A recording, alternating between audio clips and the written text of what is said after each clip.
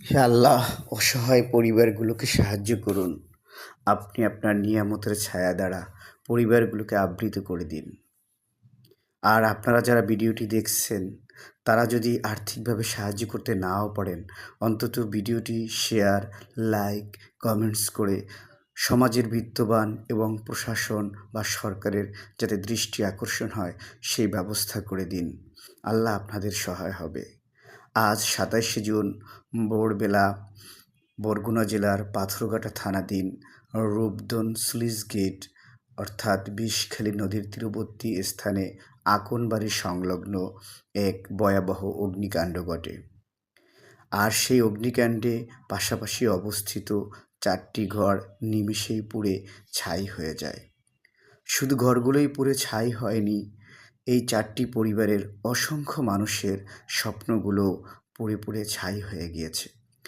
আসলে সকলের চেয়ে দেখার চাইতে আর কিছুই করার ছিল না, এবং ফায়ার সার্ভিসের দৃষ্টি আকর্ষণ করা হলেও ফায়ার সার্ভিস এখানে পৌঁছাতে না পৌঁছাতেই বা ফায়ার সার্ভিসের আসলে এখানকার যে অবস্থা, এই যে রাস্তাঘাট, এখানে ফায়ার সার্ভিসের পৌঁছার মতন অবস্থাও থাকে না।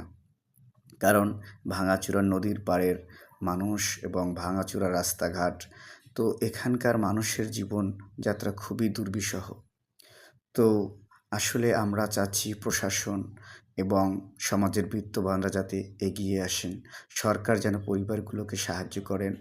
আর এই অসহায়, দরিদ্র এবং এই পুড়ে যাওয়া, ছাই হয়ে যাওয়া স্বপ্নগুলো এবং এই মানুষগুলোর পাশে যেন সবাই দাঁড়ায়, এবং এই মানুষগুলোর প্রতি আমাদের রইল গভীর সমবেদনা।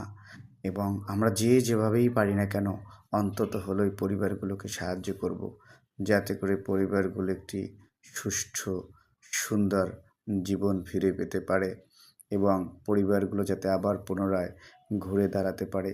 আপনারা যে যেখান থেকে আছেন, যেভাবে আছেন, পরিবারগুলোকে সাহায্য করবেন, এবং আপনাদের সাহায্য পেলেই হয়তো পরিবারগুলো আবার পুনরায়